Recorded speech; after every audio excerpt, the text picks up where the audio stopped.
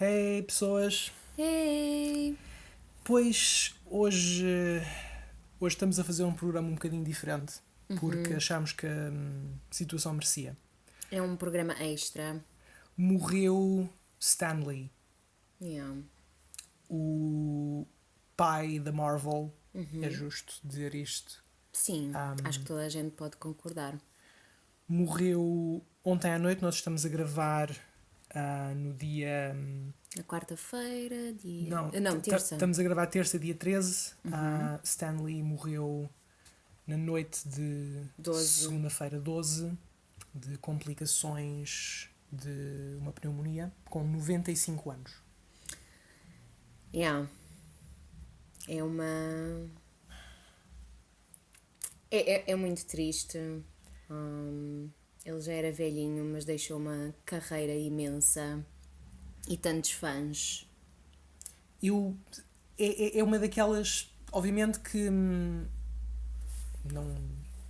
nunca conheci o Stan Lee, houve pessoas que tiveram essa sorte, Yeah. mas de uma maneira ou de outra esta pessoa do Stan Lee esteve presente na minha vida durante imenso tempo de montes de maneiras diferentes. Exato. Sem saberes. Eu, pessoalmente, para mim, sem saber que era o Stan Lee, na altura, quando era criança. Sim, claro. Mas sim, este homem teve na vida de quase todas as pessoas da nossa geração, Sim. não é? Sim. E mesmo antes da nossa geração. Eu por acaso estava há pouco a perguntar-te qual é a tua primeira, mais antiga memória de alguma coisa que seja da Marvel? Consegues identificar Sim, o Homem-Aranha. o A Homem-Aranha? animação do Homem-Aranha. Acho que não sei se estava na SIC, se estava na TVI, talvez na SIC. E que idade é que terias nessa altura? Eu vou dizer para aí uns 6 anos, talvez. Ok. 6 ou 7 anos. Acho que sim. Yeah, e foi. Teve um grande impacto. Eu não me lembro exatamente qual é que foi a minha primeira coisa, isto é, de Marvel, e porque eu tenho duas imagens diferentes na minha cabeça. Também. Uma é também a animação de televisão do Spider-Man and Friends, em que o Spider-Man estava com a personagem Starfire e com o Iceman. Sim, exato. É essa também é a que tu viste. Mas essa eu também vi quando tinha 6 anos. E nós temos 4 anos de Então diferença. pronto, se calhar era mais nova. Ou não, ou se calhar, Ou se calhar apanhaste estava. um rerun. Sim, porque aquilo repetia muito, não é? Mas também por essa altura me lembro de brincar ou de estar a fazer com plasticina um Cyclops. Também mais ou menos nessa idade. Portanto não consigo dizer qual das duas memórias é que é anterior à outra. Mas foram duas personagens inventadas pelo Stan Lee. Yeah. O Spider-Man e o Cyclops. Yeah. Por acaso hoje eu estava a vir para casa e estava a dar na rádio um programa sobre o Stan Lee, nas notícias, e pronto, passaram assim algumas gravações antigas dele a falar, e ele a falar sobre o Spider-Man e a dizer: eu gosto muito da ideia de um herói que se pega às paredes, como se fosse uma mosca. Sim. Gosto muito dessa ideia. E depois, tipo, ele teve a ver, tipo, Flyman, Mosquito Man, Insect Man. E depois ele chegou a Spider-Man e ele disse para ele mesmo: Now that's good. Isto é de qualidade. E depois ele foi tentar apresentar a ideia, fazer tipo o pitch da ideia à produção. E eles disseram: não, isso não é bom, isso não é bom. Mas acabou por ser um dos super-heróis mais icónicos ever. O Spider-Man é tudo. Pelo menos, tipo, especificamente para a nossa geração, acho que o Spider-Man está no centro de tudo. Sim. Sim. Sobretudo nós que apanhámos os filmes do Sam Raimi. Sim, numa idade exato. tão formativa. Exato. 2003, certo? 2003. Ou 2, sim. ou 2003. 2002 sim, ou 2003, o primeiro filme do Sam Raimi. Sim. E é giro que nós tínhamos apanhado a personagem do Homem-Aranha quando tínhamos a idade que tínhamos. Eu tinha 16 ou 17, que é mais ou menos a idade que o Peter Parker tem na banda desenhada. Sim. E acho que tanto para mim como para ti, o facto do Homem-Aranha ser um adolescente e estar a lidar com... ser esse o arquétipo da personagem dele. Ele é o adolescente que lida com a entrada na idade adulta. Exato. E que lida com ter mais responsabilidade. Exatamente. Isso é muito relatable. É muito relatable. É a primeira crise de crescimento que tu tens.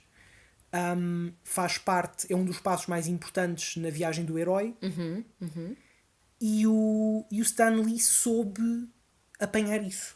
Exato, exato. Ele era especialmente bom nisso, em particular, em arranjar os problemazinhos para as personagens, os seus conflitos internos, quais são as vantagens, desvantagens, pronto, desta personagem, qual é o impacto que ela tem, como é que isso se traduz para quem está a ler ou a ver os filmes. Ele era muito bom nisso em particular, eu sinto. Sim, absolutamente. Estás absolutamente correta. Deixa-me... Eu tinha aqui uma lista gigante de notas biográficas relacionadas com o Stan Lee. Acho que temos tempo um bocadinho para entrar aqui numa ou duas, e eu quero mencionar aqui uma ou duas coisas especificamente nisso que tu acabaste agora de dizer. Sim. Na capacidade do Stan Lee de contar histórias. Sim. E destas personagens como o Spider-Man, que tu mencionaste e que descreveste perfeitamente bem, que é a personagem com defeitos. Sim. Portanto, de acordo com o historiador de banda desenhada Peter Sanderson, nos anos 60, a DC era o equivalente aos grandes estúdios de Hollywood.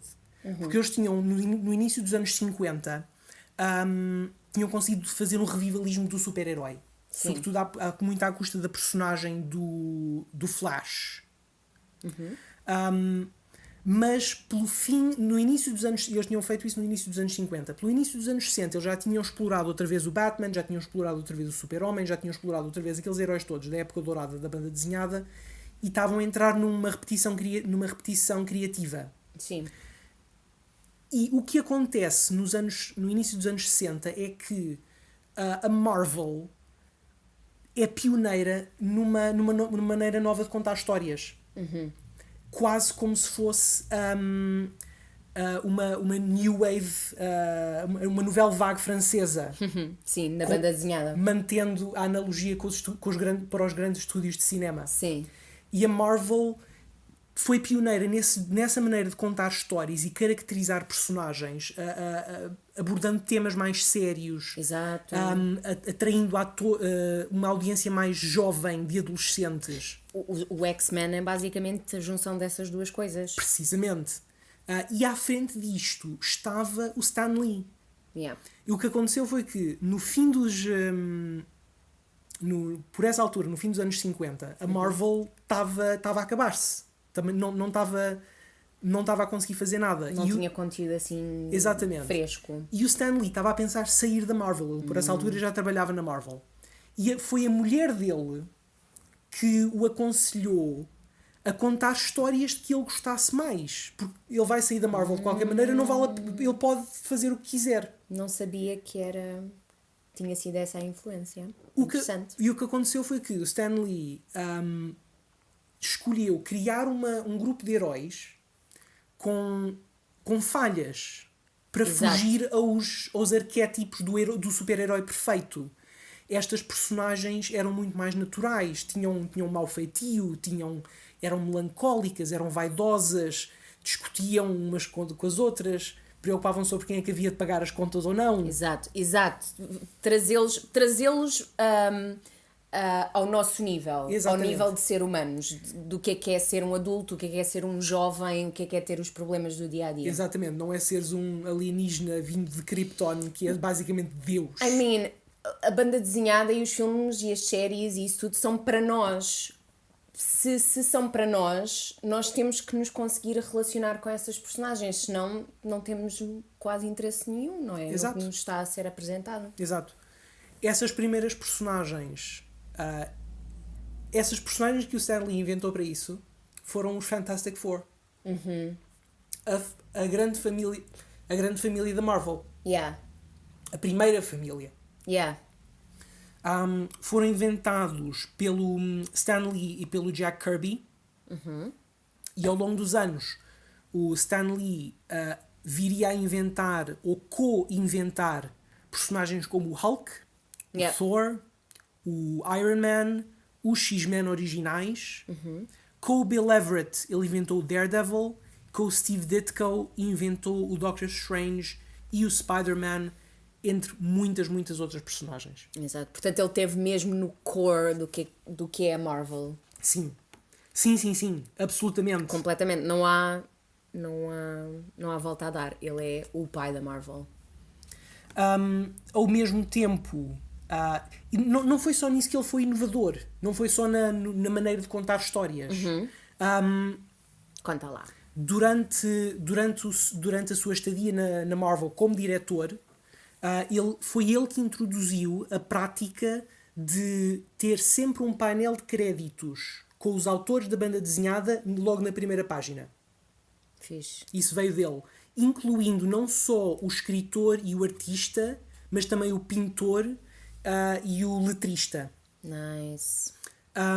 Foi ele que introduziu o hábito de ter notícias regulares sobre o que é que os membros do staff da Marvel andavam a fazer, sobre novas histórias que iam ser introduzidas. E, inclusivamente, ele criou isto que eu estava a dizer era no Bullpen Bulletins. E durante os anos 60, ele escrevia uma coluna mensal chamada Stan's Soapbox. Ok. Onde ele falava diretamente com o público e respondia a cartas do público. Ok. Portanto, yeah. Ele fez tudo. Fan mail. Ele respondia a fan mail pessoalmente todos os meses. Isso é... Ao mesmo tempo que fazia Amazing. tudo o resto. Yeah. E isto era à custa de uma coisa que ele inventou, que veio a ser chamada o método Marvel. Ok. Que foi uma maneira que ele arranjou de produzir banda desenhada de uma maneira muito rápida, muito eficiente. Portanto, para ser muito sumário, para ser muito rápido, basicamente, o escritor escreve um rascunho da história, passa ao artista que vê, ok, tenho 10 páginas, como é que eu vou partir esta história em 10 páginas? Sim. E depois passava isso outra vez para o escritor punha os balões e a partir daí eles passavam para a história mais final. Portanto, era um método de escrita muito mais criativo que unia o escritor e o artista muito mais em união um com o outro. Certo. Portanto, o processo criativo não significa que partisse de uma pessoa, era um joint effort, era trabalho em grupo. Exatamente. Isso passou a ser conhecido como o método Marvel e foi adotado por quase todos os estúdios a partir daí. Mais uma vez inventado pelo Stan Lee. Muito bom. Mas eu acho que para além destas... Nós podíamos passar aqui o resto do programa só a dizer as coisas que ele tinha inventado, como o primeiro super-herói de raça negra e ter ajudado a mudar o código das bandas desenhadas para ser mais permissivo e mais flexível com aquilo que era possível representar nas bandas desenhadas. Mas eu queria falar aqui só um bocadinho especificamente sobre a imagem e a figura do Stan Lee como o temos visto nos últimos anos. Sim. A fazer os cameos. Sim. Não sei, porque eles agora têm que fazer homenagem ao Stan Lee nos próximos filmes, não é? Isso vai ter de acontecer. Tem que continuar, a personagem dele tem que continuar nos filmes, não é? Não sei, eu sinto que um send-off era merecido. Sim, um send-off, se calhar. E o último cameo. Qual é que será o último cameo dele? Será que provavelmente vai ser o do Infinity War? Desculpa, não do Infinity War. Ant-Man and the Wasp. Esse foi o último onde nós o vimos. Mas será que ainda vai. Quase de certeza. Portanto, o Infinity War 4. O Vingadores 4. Vingadores 4, sim. A questão é que o Homem-Aranha Longe de Casa já está em produção há imenso tempo. Eu acho que eles ainda não acabaram a fotografia principal. Talvez até já tenham acabado. Mas se sim, então o Stan Lee já podia ter feito um cameo nesse também. Se calhar fez. Não sei, eu acho que ele merece uma bruta homenagem. Sim. Nesse sentido. Opa, e vou ter bem saudades de vê-lo. Vai Porque ser... era um momento tão querido que tu nem sempre estavas à espera dele, mas estava sempre lá, portanto estavas sempre entusiasmado e à procura. E tu vias cameos dele até por exemplo no Big Hero 6, que é um filme de animação, tu tens um cameo do Stan Lee. Perfeito. E ele era uma figura que era transversal a toda esta experiência da Marvel. Sim, era o ponto de ligação. E a maneira como ele se apresentava ao público, a maneira como ele interagia com as pessoas, era sempre com um entusiasmo, uma alegria, um bom humor. Uma sweetness, um entusiasmo, como estás a dizer, como se fosse o fã número 1, e ele no fundo era o fã número 1 da Marvel. Mas sim, ele nunca pareceu perder o entusiasmo, nunca pareceu... não sei, aborrecido com o que estava a fazer. Ele estava sempre muito entusiasmado, e isso era muito cativante. Acho que sempre o que me atraiu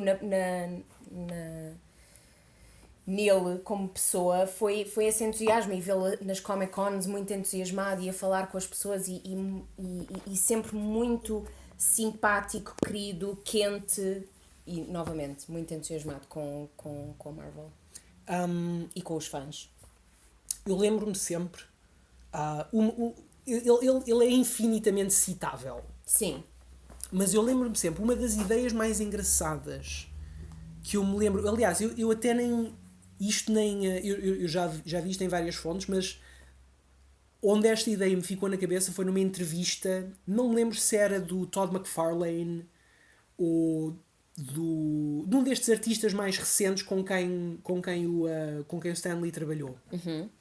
Que dizia assim, um escritor, dizia, eu queria escrever à vontade, mas quando o Stan Lee era diretor, ele obrigava-me sempre no início de cada livro, no início de cada fascículo, pôr um bocadinho a dizer como é que quem é esta personagem, a apresentar a personagem. Porque o Stan Lee dizia sempre: todas as bandas desenhadas, qualquer banda desenhada vai ser a primeira banda desenhada de alguém. De alguém, sim, exato. E, portanto, o material tem de ser sempre aberto o suficiente e tem de ser sempre... nunca pode ser tão denso, nunca pode ser tão perdido na sua própria autorreferência que não possa ser a primeira história que alguém pega. Exato. Isso é muito importante para o meio, sem dúvida. Isso também formata muito o que é a Marvel. E eu acho que revela muito do apreço e do cuidado que ele tinha pelos fãs. Sim. Isso é dar a mão aos fãs. Exatamente. Não numa maneira fácil, não... Olha, está aqui isto tudo gratuitamente. Não, mas ele sabia aliciar os fãs. Sim, sem dúvida. E isso é importante. Tipo, eu também, se quer começar uma banda desenhada nova, às vezes fico um bocadinho intimidada porque não sei do que é que se trata a história. Acho que o que disseste agora faz muito sentido, especialmente para bandas desenhadas que são para ser consumidas para muitas idades. Crianças, adultos, idosos, whatever. Yeah. Yeah. E pronto. O Gui está... Eu estou um bocadinho emocionado. O Gui é está verdade. emocionado. Eu lembro-me ontem quando te disse isso, eu vi e estava a ver, oh my god, o Gui vai ficar tão triste. Oh. E depois disse-te... Yeah. Foi um dia triste. Foi. Sem dúvida. Foi. Mas há uma coisa que me aquece muito o coração, que é literalmente todos os Instagrams de todas as celebridades e mesmo amigos, familiares, toda a gente a partilhar uma foto do Stanley ou um gif do Stanley e a lembrarem-se. Porque é assim que se vê mesmo este homem, o trabalho deste homem tocou toda a gente, basicamente. Yeah. Yeah. Ele foi possivelmente um dos artistas, um dos criadores mais influentes do século XX. Sim, sim. Nós vemos a cultura à nossa volta, a indústria do cinema que continua a mover quantidades obscenas de dinheiro, atualmente está presa e refém de ideias inventadas Por este homem. por este homem. Yeah. Isso não é qualquer coisinha. Não é qualquer coisa. Não é qualquer coisinha. Não é. Portanto, Stan Lee, nascido em 1922, faleceu 12 de novembro de 2018. Um homem fantástico. Excelsior. Excelsior. Yeah. Tchau, pessoal. Tchau, pessoal. Fiquem bem.